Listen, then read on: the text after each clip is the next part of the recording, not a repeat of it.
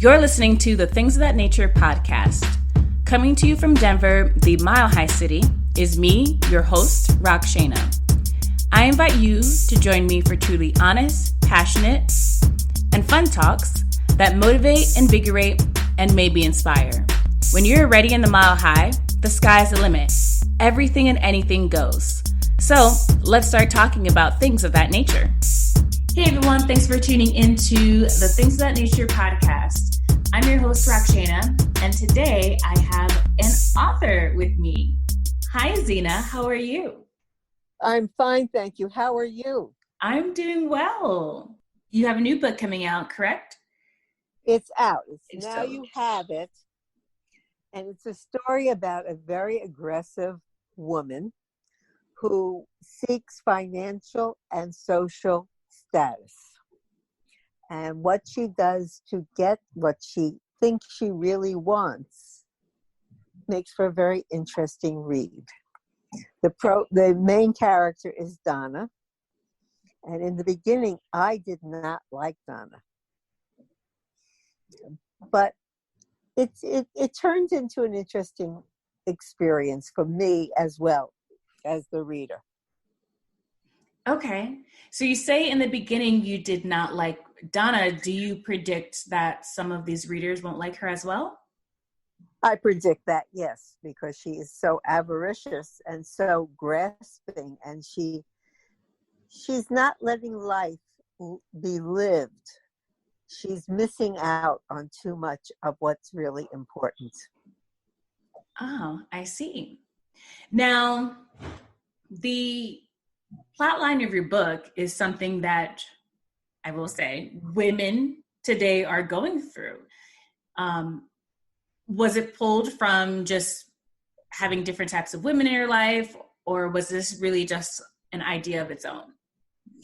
Well, I'm a people watcher, and I observe people, and Donna is the product of my observations.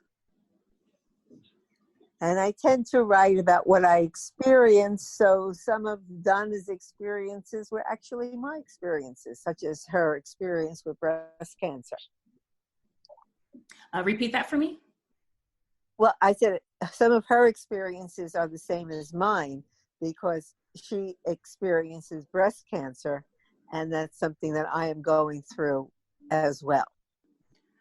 Oh, okay. Wow. So you have that connection to her. That's neat. Now, is this your first book? No, it's my third. The first book was The Money God, which sold out, and it was never put on to digital because it was done in 2009. And that, I think, was, really a very good book that I wrote. Also about a very strong woman who worships the wrong God. She worships the God of money rather than the good Lord himself. The second book was The Psychotic Skank, which was a story about a woman who uses her talents to get what she wants from men. And no man seems to be able to avoid her. And now now you have it, which is not related to the other two. It stands alone, and I've been told it's a very interesting read by many people. Oh, it sounds like you've been writing some very interesting reads. Yeah, I think so. It's been a wonderful trip. When my first book came out, I felt like it was a newborn child, and I walked around the house holding it because it was so exciting to me. I never thought I would see my name on a book that is published. Mm-hmm. And it was thrilling to see it. And I can say it was just as thrilling the third time around when I got the first copy, because it was so exciting to see it in its reality. Have you always been a writer? No, I've spent the last 55 years as a practice administrator for my husband and my son.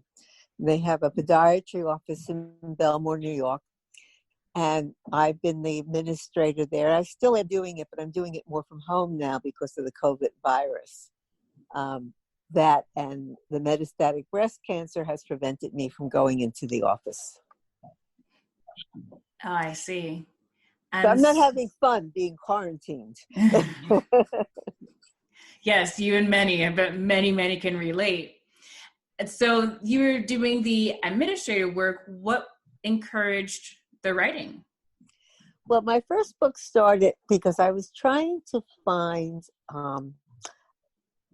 an answer to my relationship with my mother, which was very strained and very difficult.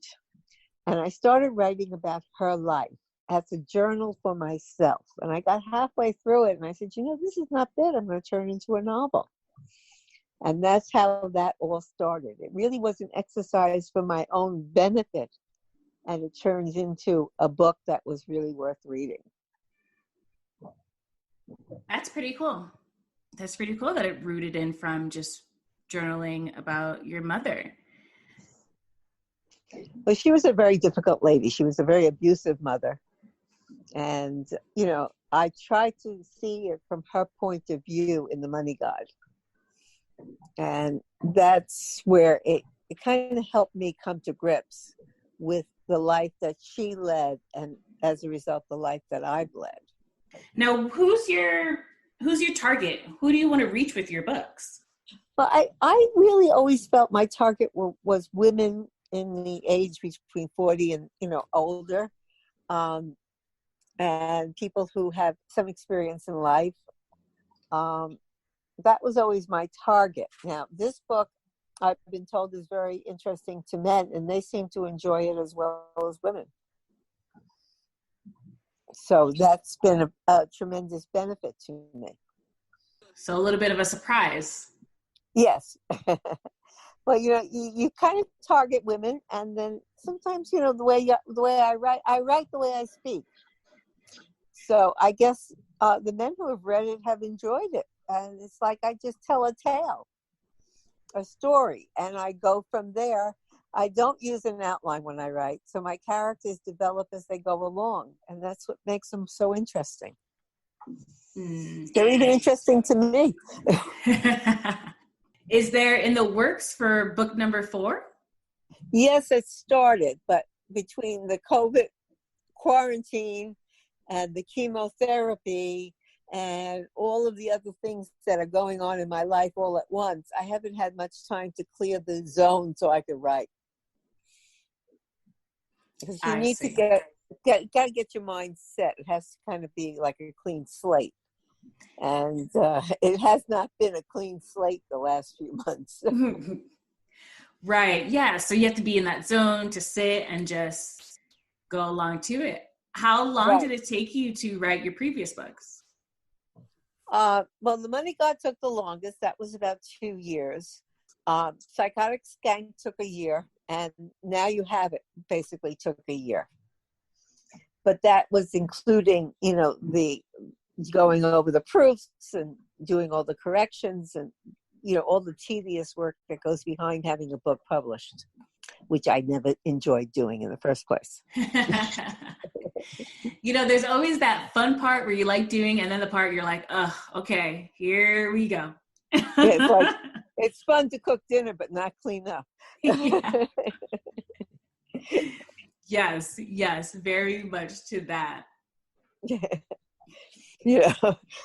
But you have to do it all. And if you want it to come out as a finished work, it's very important that I do my own corrections, because I can see what I wanted to say, and if it's not coming across, I can change it, whereas someone else couldn't do that. So I know it was important that I did it myself.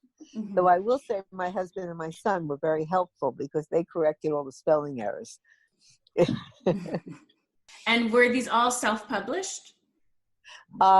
Money God was not. That was published by Pegasus in Europe. The other 2 were self-published because it's very hard to get a publisher here in America.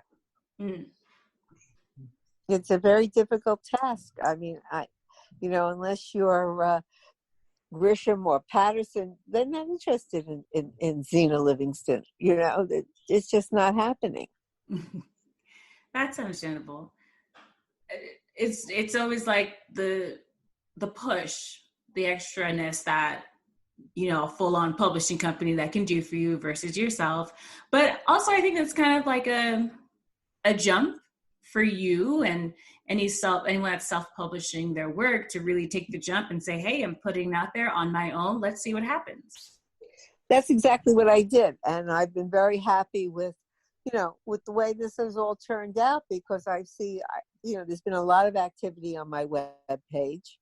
And there's been a lot of activity on Facebook of people who have an interest in the book, which is all you can ask for. Right. An interest, just wanting to know how. So what do you want readers to gain from your books and picking them up and reading them? That's important to live life and to enjoy it, not to let life pass you by. I like that. It's always, you hear that. It's always important to live life.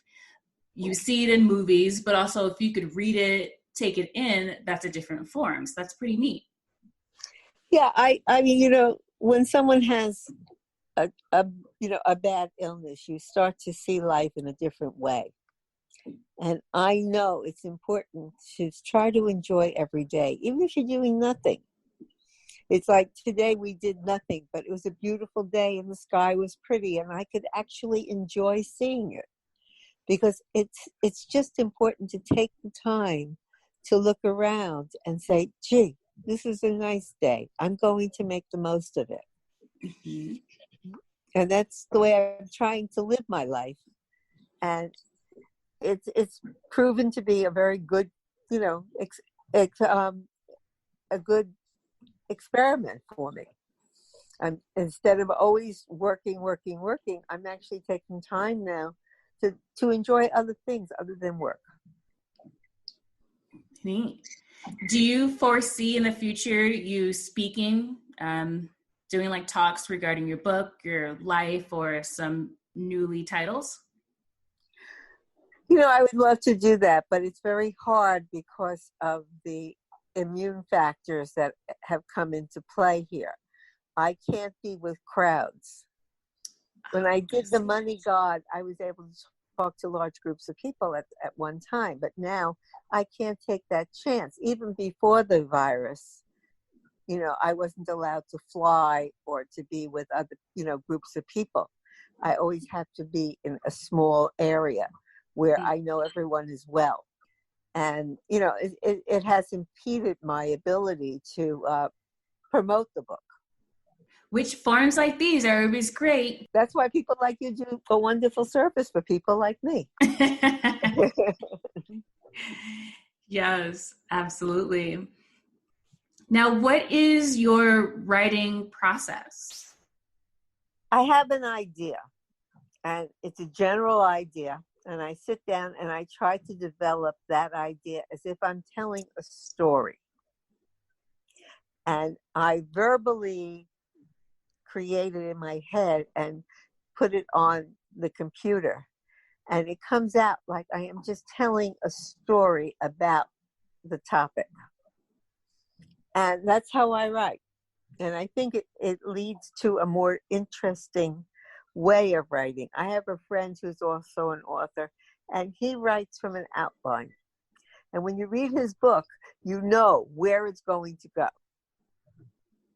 Whereas when you read my book, you're not quite sure where it's going to go, because I didn't know where it was going to go at any one point in the book.